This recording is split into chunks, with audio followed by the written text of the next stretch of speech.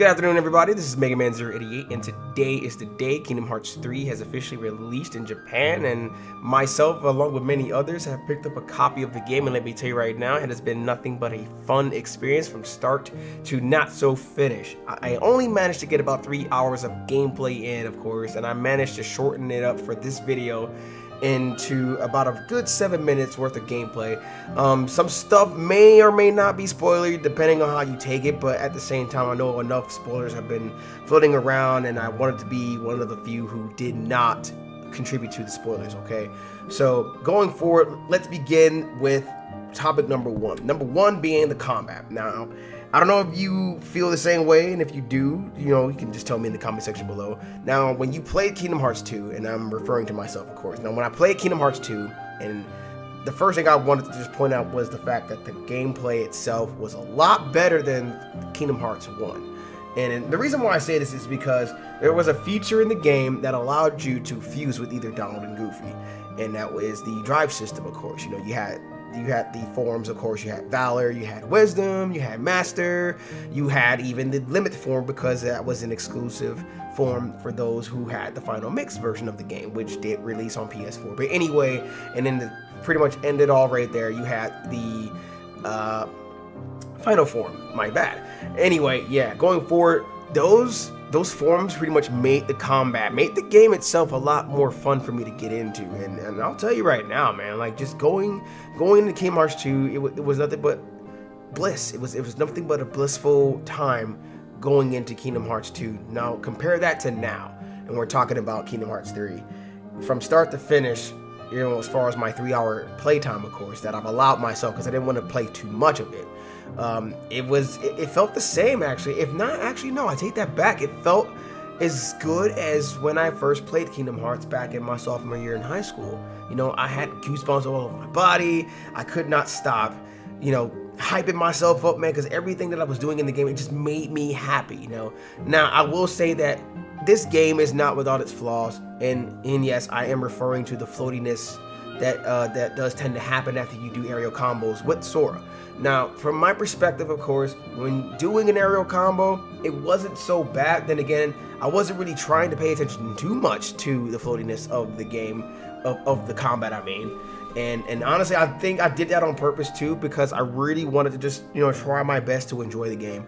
And honestly, I didn't really find that hard to do. I mean, going into the game, it was nothing but a good time. So if you're worried about this game not living up to expectations that you may have set for it, trust me when I tell you that you're good. The game will be just fine. You're in good hands going forward, guys. No worries, okay?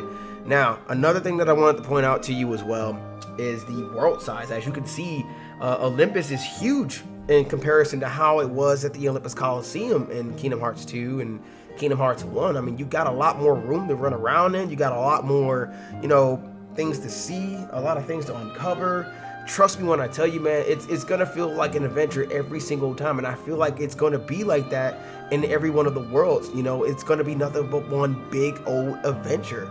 And honestly, that's the reason why I started playing RPGs in the first place, was because I wanted to get lost. I wanted to get lost in these worlds that I was playing in, and allow myself to go on an adventure that I know for a fact I could not go on in the real world. Because let's face it, man, I mean, I don't think we can do half the crap that Sora's doing in Kingdom Hearts. I mean, look at this guy. I mean, he's going buck wild with that Keyblade of his, man. And he's doing all types of neat things with the Keyblade too, as far as kick flips and stuff. But that's not what the video is about, so I'm not even gonna go there. But still, I mean, that's the good thing about these RPGs, that you do get lost in these games and you can fully immerse yourself and just have a good time. So speaking from one Kingdom Hearts fan to many more, you're in for a treat.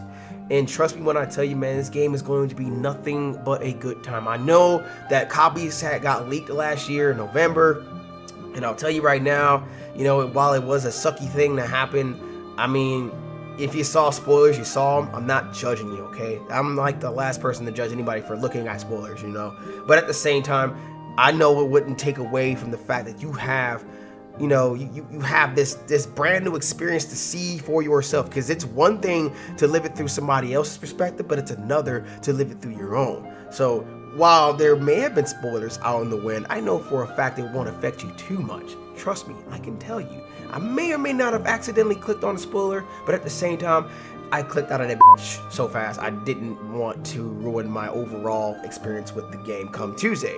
You know, and speaking of which, yes, I will be picking up the game on Tuesday. I actually pre-ordered the deluxe edition, so I will be doing an unboxing, of course, on Tuesday night before I do start up the stream and I start doing my thing, of course, you know. So I hope you guys tune in for that because it's going to be a fun one. And I'm hoping to get the girlfriend involved too, but she might not, but we'll see. Anyway, guys, I know I've rambled on enough about stuff, but I think I might just leave it off on one more topic to talk about.